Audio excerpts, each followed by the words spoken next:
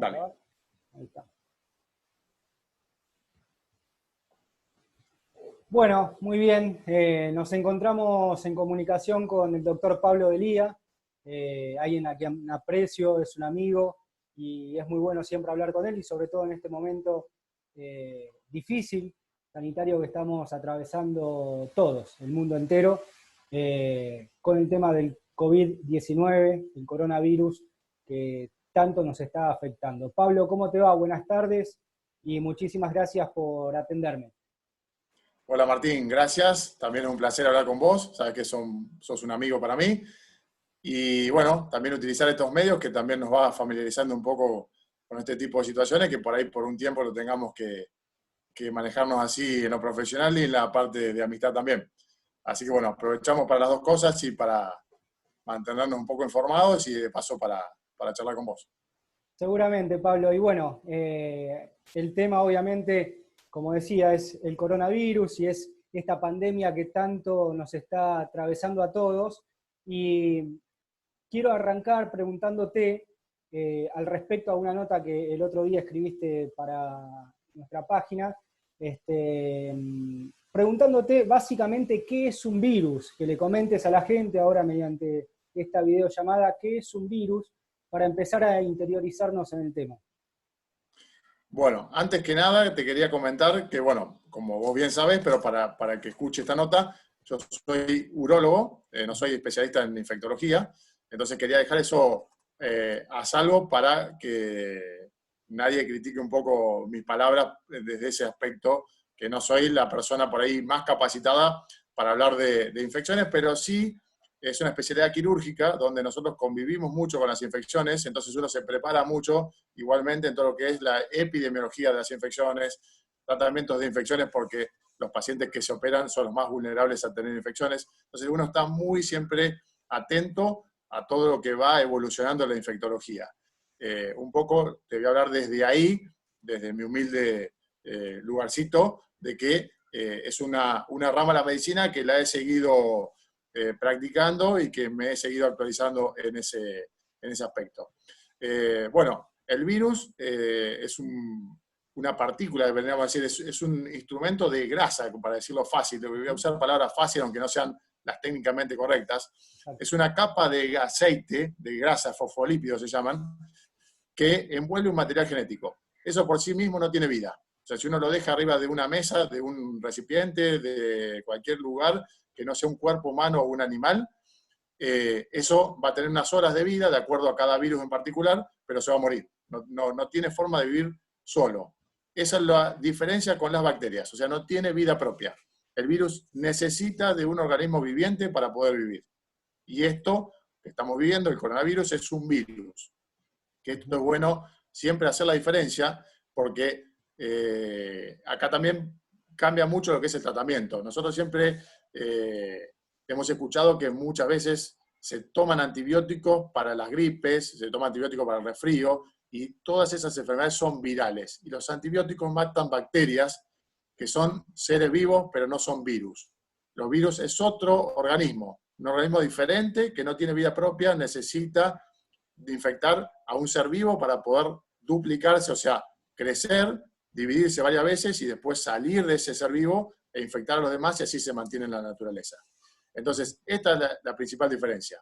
Así como el virus es diferente a la bacteria, los parásitos son diferentes a ellos, los hongos son diferentes, organismos vivos, que son los que nos producen, en algunos casos, no siempre, enfermedades infecciosas en este caso. A lo largo de la nota vamos a ir hablando de diferentes temas, metiéndonos también en lo que significa todo esto para el país, para la economía, pero bueno, continuando con el tema específico de la enfermedad, ¿por qué es tan fuerte el coronavirus que bueno, ha paralizado al mundo en general y nos tiene a todos de alguna manera un poco aterrados, a todos hoy en día encerrados en nuestras casas? Después quizás vamos a hablar un poco si está bien, si está mal el aislamiento social, pero ¿por qué es tan fuerte el coronavirus? Mira, dos cosas, Martín. Hay dos cosas que se cometieron, una que se cometió mal y la otra que es inherente al virus. La primera que ya Hong Kong en septiembre, agosto, septiembre del año pasado, Hong Kong, que vendría a ser casi como un estado separado, pero que pertenece a China, hoy no reconocido como país independiente, pero ellos se quieren independizar, informó a la OMS, a la Organización Mundial de la Salud, en septiembre aproximadamente, que había un coronavirus nuevo infectando a personal de salud con alta tasa de duplicación, o sea, con alta tasa de contagio, y que era un coronavirus nuevo, que no era similar al SARS de 2002, que era un nuevo coronavirus. ¿Qué pasó? Como la OMS no lo reconoce como país independiente a Hong Kong, le dijo que tenía que hacer esa denuncia a China y que China tenía que denunciar a la OMS. Como están en discusión por su soberanía, esto no sucedió y se perdió una oportunidad importante de haber detectado esto en septiembre y no diciembre, y esos 3 meses fueron vitales para que este virus empezara a propagarse. La segunda cosa que sucedió mal hecha es que China negó el virus durante un mes. Entonces eso, siguieron los turistas visitando China, los chinos siguieron saliendo de China a otros países, principalmente Milán, que fue la feria de la moda donde va mucha gente china, y ahí, por eso el foco que después hablaremos un poco de eso, por eso el foco en Italia. Y la tercera y más importante que las otras dos, es que es un virus nuevo. Entonces nuestro sistema inmune, nuestro ejército, que nos defiende de todo lo que es malo para el cuerpo, no tuvo nunca nada parecido que enfrentar. Entonces no sabe con qué armas tiene que responder. Entonces, ahí, hasta que la población mundial adquiere inmunidad, necesita que pase tiempo y que nos vayamos infectando todos. Y así mutuamente, hasta que los cuerpos adquieren inmunidad en una gran porcentaje de la población. Eso hace que la transmisibilidad baje, porque cuando el virus está circulando, cuando mucha gente tiene inmunidad, ese virus corta la cadena de transmisión. Cuando nadie tiene inmunidad, cada uno que toca el virus es un transmisor. Entonces, por eso se transmitió tanto. A su vez que de los coronavirus que existen, que hay muchos, este adquirió, muchos dicen que de la naturaleza, al pasar del murciélago a el animal, o del murciélago al humano directamente, porque dicen que lo comían ahí en el mercado de Wuhan de China, adquirió una capacidad de replicarse, o sea, de dividirse muy rápido y de infectar más fácilmente. Pero gracias a Dios tiene una ventaja, que es pesado y que no circula en el aire, o sea que es por contacto. Entonces tiene dos cosas que lo hacen más resistente o más transmisible, y una que lo hace que no esté suspendido en el aire como el virus de la gripe o el del resfrío común, que son un poquitito más livianos, y eso en las gotitas que uno expulsa cuando estornuda, cuando habla de cerca, podría ser transmisible. En este caso, salvo un contacto muy directo, la transmisión siempre es por contacto con las manos, lo que uno toca, manos boca, manos nariz, ahí es el contacto, o manos ojos. Esa es la forma de transmisión que tiene este virus, casi te diría en su totalidad. Y si no, el contacto muy estrecho, cuando uno tiene un familiar o algo muy estrecho y no tomó las medidas de precaución, por ejemplo, tomar mate con uno que está infectado, utilizar algún instrumento que uno lleva a la boca, eso produce también el contagio. Perfecto, entonces las precauciones que estamos tomando van por buen camino, digamos, en cuanto un poco, no sé si tanto al aislamiento general, pero sí en cuanto a no compartir tanto como hasta hace un mes atrás, bueno, esto que tenemos los argentinos sobre todo, de ser tan amigueros, de reunirnos tanto, hoy en día, bueno, un poco aislados, y sin compartir quizás el mate, que es algo totalmente característico nuestro, o un abrazo, o darnos la mano, o darnos un beso, por ese lado vamos bien.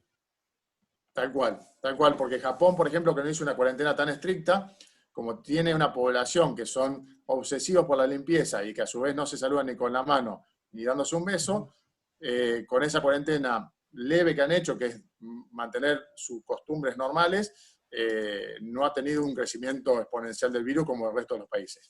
Entonces, básicamente, ¿cómo se previene el virus? Lavándose las manos cada vez que uno toca algo que pueda haber estado contaminado. O sea que sería casi lavarse la mano permanentemente. Salvo cuando uno no toca nada, después cada vez que uno toca algo, toca plata, se lava o alcohol en gel.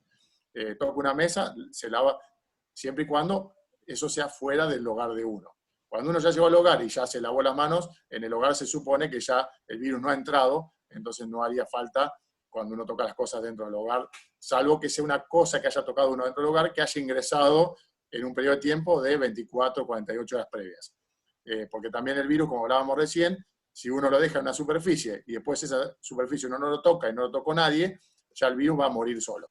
O sea que, y con más razón si uno usa las medidas de prevención que hay hoy en día, que es usar agua con lavandina para desinfectar las superficies, alcohol en gel con las manos, ese virus no va a tener capacidad de transmisión. O sea, fundamental lo que tiene que quedar claro, lavarse las manos permanentemente, con agua y jabón si uno está en su casa, alcohol en gel cuando anda por la calle o lugares donde no puede lavarse las manos, y cubrirse la nariz cuando estornuda para prevenir a otras personas de no transmitirle el virus si uno lo ha adquirido sin darse cuenta. Y fundamentalmente, si hay alguien que va a estar cerca de uno, ahí sí usar barbijo. Alguien, aunque uno no sepa si tiene o no tiene el virus, uno tiene que, por necesidad, hablar con alguien, cuidar a un enfermo o hacer alguna actividad donde hay que estar, que no se puede concretar el aislamiento, ahí sí hay que ponerse un barbijo. Bueno, con respecto al barbijo, hay lugares donde hoy en día es una obligación usar barbijo. Algunos países, sobre todo en Asia, bueno, que habitualmente salen a la calle con barbijos, pero y acá en la Argentina también hay algunas provincias, creo que Tucumán, por ejemplo, es obligación hoy en día usar barbijos. Hay algunos infectólogos que dicen que está bien, otros que dicen que está mal. Más o menos, ¿cómo lo ves a ese tema? O por lo menos, por el lado de la salud, ¿está bien que se use o es peor? A lo que dice, la dividimos en dos la pregunta. Lo que dice la Organización Mundial de la Salud, que solamente tiene que usar barbijo hoy, al día de hoy, la persona que está enferma para no transmitir la infección a otra persona, y solamente los que van a estar en contacto muy estrecho, que no tienen forma de evitar ese contacto. Después, con respecto a, nosotros tenemos la experiencia de la H1N1, la gripe A, sí. Que fue allá en 2010, donde los orientales tomaron la costumbre de usar barbijo. Uno va por cualquier aeropuerto, cualquier oriental que uno ve, anda con barbijo desde esa época. Les quedó la costumbre y lo usan. No está recomendado. ¿Por qué? Porque uno va a estar mucho tiempo respirando con ese barbijo, en algún momento lo va a tener que sacar para algo, ahí lo va a tocar, lo va a dejar en algún lado, entonces va a volver a estar en contacto. No tiene sentido. De hecho, los profesionales de salud tenemos que usar otro tipo de barbijos en ciertas situaciones de más protección, que necesitamos más protección, que son los mismos que se usan para materiales químicos. Así que el barbijo solamente en casos de contacto muy estrecho, o si uno tuvo la mala suerte de contraer la infección, uno va a tener que usar barbijo hasta que le den el alta definitiva. Está claro. Pablo, hablando un poco acerca de los porcentajes, hoy en día, bueno, vemos que todos los medios hablan del coronavirus, se están continuamente dando estadísticas de cantidad de casos, cantidad de muertes. Más o menos, hablame un poco de los porcentajes acerca de los casos que puede llegar a haber por ahí en Argentina o en el mundo en general, pero cuáles son las probabilidades de morir por coronavirus y cuáles son las edades que más son afectadas por esta enfermedad. Bueno, desde que se empezó a identificar el virus en enero, y todos los estudios que se han hecho hasta el día de hoy, porque esto es muy variable, porque el virus no se conoce y puede haber cosas que se hayan estudiado en enero que hubiesen sido diferentes hoy, eso no ha pasado. O sea, mantiene más o menos las mismas características que se estudió desde un principio. O sea, que afecta muchísimo más a personas mayores de 65 años que tengan alguna comorbilidad, eso significa que tengan otra enfermedad que les altere su sistema inmune, pero ya por ser mayor de 65 también es un factor de riesgo la edad por sí misma. ¿Cuáles son las comorbilidades que más afectan a esto? El EPOC, o sea, la enfermedad pulmonar obstructiva crónica, que son enfermedades que desarrollan generalmente personas que han fumado mucho, que tienen alguna otra predisposición respiratoria a sufrir esa enfermedad. Los asmáticos, los tabaquistas que fuman hoy en día, diabéticos, personas que están inmunosuprimidas porque están desarrollando alguna enfermedad como reumatológica, puede ser como lupus, hay un montón de enfermedades reumatológicas que necesitan tratamientos que bajan las defensas, todos los tumores, el cáncer, la quimioterapia disminuye las defensas, y hay múltiples enfermedades, pero estas son las más comunes que producen un factor de riesgo elevadísimo si eso se asocia con la edad. Así que igualmente el porcentaje de infecciones se considera que de las personas que van a estar en contacto con el virus, el 85% va a estar asintomático o va a tener síntomas muy, muy leves. Eso también es una gran noticia, que a veces en toda esta inundación de información que tenemos, siempre es como que se pone primero la mala noticia y después la buena noticia. Y entonces la mala siempre tapa la buena. Nunca se arrancó del lado bueno hacia lo malo, sino que se ha arrancado de lo malo hacia lo bueno. Yo creo que también un poco para que la gente tome conciencia y pueda cumplir las medidas que se le están recomendando. Pero, volvemos a repetir, el 85% de la gente que se infecta con el virus va a tener o ningún síntoma o síntomas muy leves. El otro 15%, solamente el 10% va a necesitar internación y va a andar bien con internación solamente. Y el 5% restante va a necesitar una unidad de cuidados intensivos. Y la tasa de mortalidad hoy a nivel mundial más o menos anda entre el 5, 4, 6%, más o menos dependiendo. Italia se va al 11%, después Argentina hoy tiene 2 y pico, más o menos anda ahí. Parece poco, 5%, 3%, 2%, pero cuando haya mucho volumen de pacientes infectados, ese número en cantidad de muerte, cuando uno vea el número de muertes y ya no el porcentaje, y por eso mucha gente se asusta ahora con lo que estamos viendo en Estados Unidos y todo, cuando el número de infectados es muy grande, ya el número de muertos empieza a asustar, pero por suerte el porcentaje sigue siendo el mismo, que en realidad las medidas que toman los gobiernos y los epidemiólogos es en base a ese porcentaje. O sea, el virus no se ha hecho más agresivo, hay más infectados. Perfecto. Pablo, y bueno, y pasando un poco a lo que tiene que ver obviamente con nuestro país, ¿qué te parecen las medidas que ha tomado el gobierno en cuanto al coronavirus?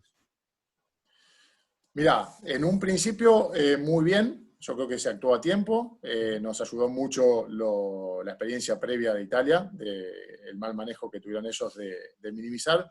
No los culpo tampoco, no es fácil tomar medidas restrictivas, y de hecho lo estamos viendo acá, sabiendo lo que pasó allá, y ellos no tenían antecedentes previos de esto, algo muy, muy tibio, la información que venía de China, pero en ese momento no se sabía bien. Así que ellos no tomaban medidas no porque fueran irresponsables, sino porque no se conocía bien cómo era. Cuando vieron cómo se desarrollaba la situación, ya era tarde, nosotros aprovechamos esta situación y se toman medidas muy rápido y que han sido efectivas. Ahora, dicho esto, hay muchas cosas que tampoco se han hecho del todo bien, como el nivel de testeo. ¿Qué significa? Además del aislamiento, hay que testear todo caso sospechoso rápidamente y descentralizadamente. ¿Por qué descentralizadamente? Porque si una persona que se infecta en Chaco hasta que viene al Instituto Malbrán en Buenos Aires, esa muestra, y hasta que vuelve el informe a Chaco, esa muestra tarda mucho tiempo. Esto que ha hecho que no tuviéramos los kits necesarios en los lugares necesarios. No se conoce bien el mapa del virus, o sea, no se sabe bien cuántos casos hay, cuántos asintomáticos, esto que te hablaba yo, el 85%. Sí se sabe los casos positivos, pero no sabemos bien por qué, porque no se testeó bien. Te doy un número para que te des cuenta de lo lejos que estamos de la eficiencia. Islandia, que es el país que más testeó hasta el momento, testeó 6.700 y pico cada 100.000 habitantes. Argentina testeó 6 cada 100.000 habitantes. En el medio tenemos España con 700, Emiratos Árabes con 2.000 y pico cada 100.000 habitantes. Nosotros estamos en 6, menos que Chile, menos que Brasil, menos que Estados Unidos, menos que todos. ¿Qué significa esto? Que no conocemos, o sea, que sabemos que la cuarentena va a resultar, pero no la estamos midiendo. Claro. Entonces, es como decir, sí, funciona, pero no, si no la medís, no sabés qué está pasando. Y podrías vos decir por qué hay más casos en AMBA y no en Chubut. Entonces, si vos supieras bien, con mucho testeo, la localización del virus, sería mucho más útil para el sistema de salud, para irse preparando, porque nosotros entramos ahora en el invierno, entramos en temporada alta, para decirlo en un término futbolero, Sí. de la gripe común, que es la que demanda muchas muertes, igual que el coronavirus. Entonces, el coronavirus no es que es más grave que la gripe, es un factor de riesgo más para las personas que hablamos hace un rato, mayores de 75 años. O sea, Claro. al factor de riesgo ya tenían todos los años, ahora se le agregó uno nuevo más, del mismo nivel, pero es uno nuevo. Entonces, Claro. tienen dos. Antes tenían uno, ahora tienen dos factores de riesgo graves. Sí, la verdad que es complicado y un poco difícil el tema teniendo en cuenta, ¿no? La cuestión económica de nuestro país, que somos un país pobre, lamentablemente, y que la venimos pasando mal hace mucho tiempo y nos llega este coronavirus que lamentablemente nos está complicando mucho más la vida. En cuanto justamente a términos económicos, eh, el otro día en la columna que escribiste para la página, contabas que estamos en una situación muy complicada, sobre todo para las empresas chicas, para las pymes, para la gente que vive al día. Contame un poco ahora por acá cómo ves ese tema y si se puede realmente solucionar esto, no sé si inmediatamente, pero de alguna forma a corto plazo, digamos, entre comillas, cuando termine esta cuarentena. Mira, yo creo que lo que debería ya empezar a hablarse, y lo han dicho varios especialistas, epidemiólogos del mundo, inclusive un premio Nobel ahora ha hablado sobre el tema, que se evalúe bien, y yo no digo que ya haya que hacerlo, sino que hay que estudiar estos temas, si no hay que empezar a flexibilizar algunos puntos de esta cuarentena estricta y que no sea que generen más muertes un aislamiento estricto que el coronavirus en sí. Uh-huh. Entonces yo hablaba un poco eso, como plantear la duda. O sea, no digo que sea así, digo plantear un poco la duda y hoy en ciudades del interior, como estamos acá en Saladillo o en cualquier otra ciudad del interior, hoy hay un accidente grave con un chico que hay que derivarlo y por ahí todas estas restricciones generan demoras innecesarias y bueno, digo, hay que poner en la balanza todo esto. No digo que estemos peor así que si liberáramos. Digo, hay que medirlo. Y como Claro. hablábamos recién, para los testeos no se está midiendo y esto esperemos que no se mida cuando sea tarde. Uh-huh. Porque también después tenemos todo lo social, que hay muchísima gente que está con muchas carencias y que vive solamente un trabajo informal, que necesita salir a trabajar y que el Estado no le va a llegar porque no tiene formalidad.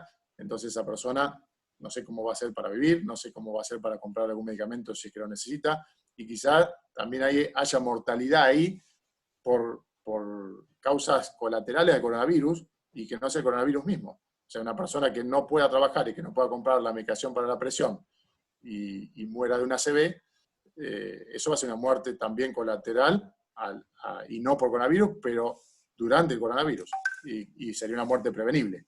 Entonces, Claro. bueno, focalizar un poco en estos temas porque creo que cuando uno, como muchos especialistas han dicho que esto es una guerra, yo creo que también, pero nadie en la guerra, ningún general, se focaliza solamente en un arma del enemigo, sino que va mirando todo el tablero y todo el mapa y va trabajando en diferentes sectores y va planificando qué jugada va a tener que ir moviendo. Y yo creo que acá, bueno, se tomaron medidas en paralelo al mundo, pero no se está evaluando todas las consecuencias propias nuestras de nuestra realidad.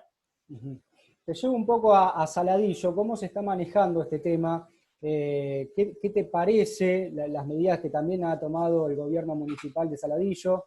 Eh, que veo que está trabajando muchísimo en el tema, sobre todo controlando todos los accesos. Y cómo también, te hago dos preguntas en una también, ¿cómo ha afectado un poco a la salud en Saladillo? No digo, o sea, a los médicos, al trabajo de ustedes diario, cómo los ha afectado este tema y si obviamente calculo que les ha cambiado muchísimo la rutina. Sí, totalmente, totalmente. Yo yendo a la primera parte de la pregunta, creo que el municipio ha trabajado muy también a tiempo, al mismo nivel que el gobierno nacional. Creo que ha hecho toda la medida de contención que hacía falta. Por suerte no tenemos casos. Eso ayuda a ganar tiempo. Seguramente lo habrá en algún momento, ojalá que no, pero seguramente lo habrá. Y las medidas que han tomado son correctas, a tiempo, y bueno, la realidad médica es claro, se está reconvirtiendo todo el sistema de salud local a prepararse para esta nueva realidad. Todas las especialidades han dejado de atender, son la mía y la mayoría de los especialistas, salvo casos puntuales que llaman los pacientes y son urgencias de cada especialidad, el resto se ha suspendido todo. Eso también es parte de la realidad económica que hablábamos hoy, que también no sé cómo se va a resolver la vida económica de los profesionales que van a estar tanto tiempo sin trabajar y sin tener ingresos, que no tienen otro ingreso más que su profesión. Ujú. Y con respecto por ahí una cuestión a mejorar aquí, yo creo que sería un poco útil que se sincronice un poco más ahora está todo centralizado en el hospital y la clínica ha quedado como un lugar ahí pendiente, pero sin un rol definido. Yo creo que la clínica debería tener un rol más dentro del comité de crisis, un rol más activo, o por lo menos un rol más, no sé si más activo, más definido. Esa sería la palabra, más que más activo, más definido. ¿En qué momento entraría en juego y para qué y con qué recursos? Y eso no está muy planificado al día de hoy. ¿Tuvieron la posibilidad de hablar con la gente del hospital, desde la clínica, digo, o con el municipio? Sí, está el doctor Armendaris, que está en el directorio de la clínica, y el doctor Lenzi. Ellos están compartiendo con el comité de crisis en el hospital y han estado reunidos y evaluando este tipo de situaciones. Y esto que te estoy comentando acá en la nota, también lo he hablado con ellos, como para que planteen estos temas que creo que debería, y que creo que esto debería ser para el futuro también. O sea, ensamblarse un poco más lo público y lo privado, que quizá lo privado también después de esto se reconvierta y venía muy mal, el sistema de salud privado venía muy mal y creo que después de esto va a estar peor, entonces quizás se reconvierta y quizá lo privado casi no sea privado, o sea algo mucho más paraestatal, o sea, algo del Estado, que colabore más el Estado, como es cierto establecimiento educativo que reciben subsidios del Estado. Creo que va a terminar siendo así o colapsará el sistema privado, porque esto va a dejar un daño muy grande al sistema de salud privado porque no está facturando, porque está todo destinado al coronavirus y gracias a Dios no tenemos caso de coronavirus. Y eso es una gran noticia, pero que a su vez después, cuando haya que resurgir después de esto, va a ser difícil.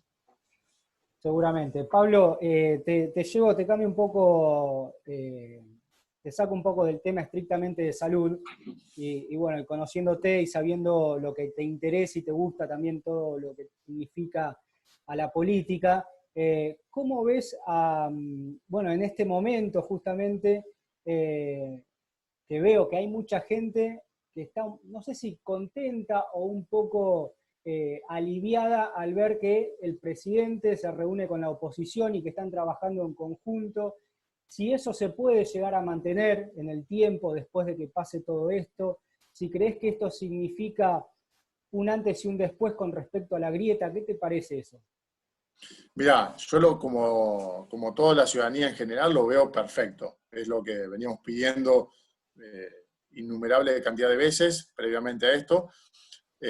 Ojalá sea algo definitivo y no sea solamente por esta crisis. Eso es lo único que uno por ahí tiene alguna duda.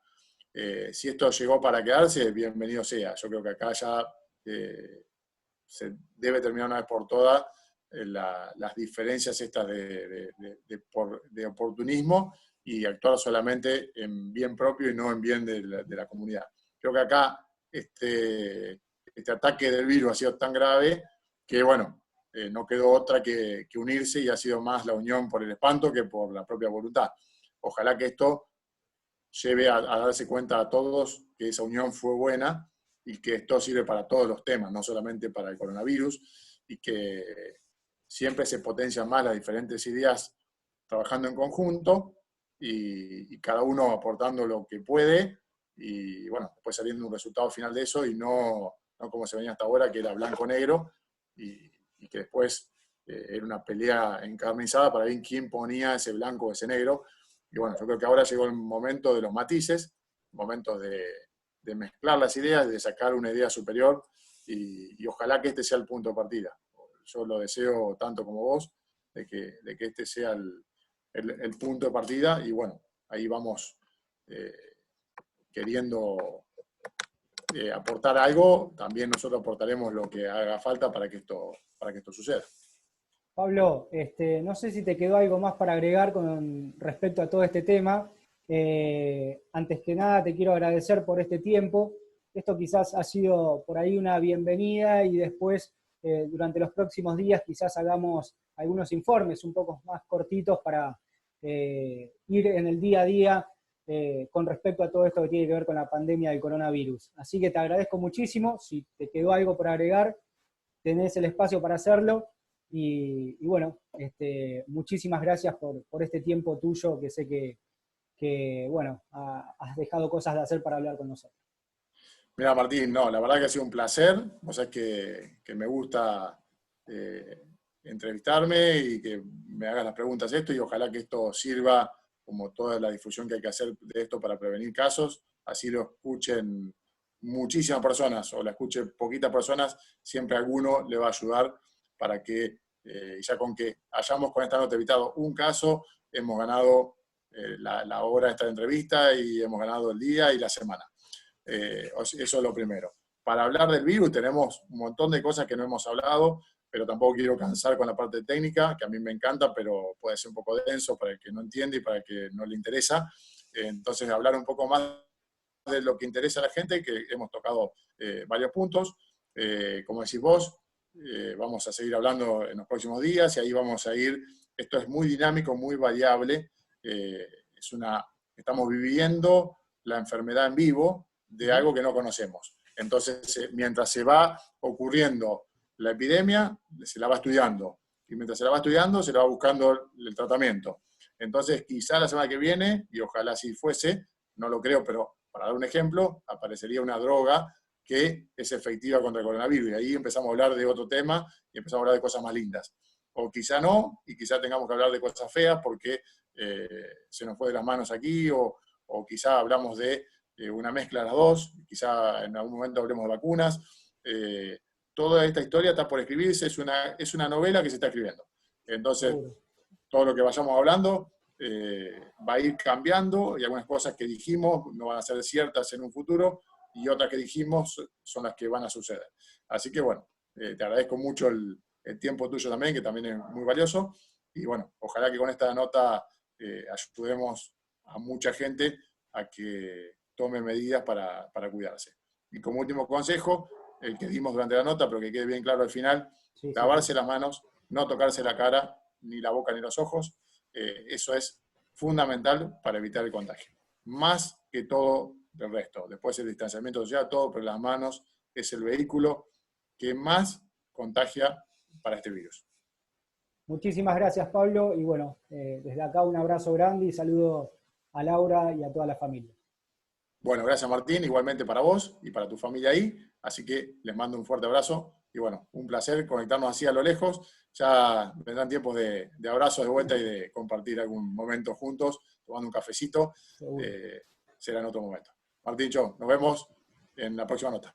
Un abrazo, gracias. Saludos.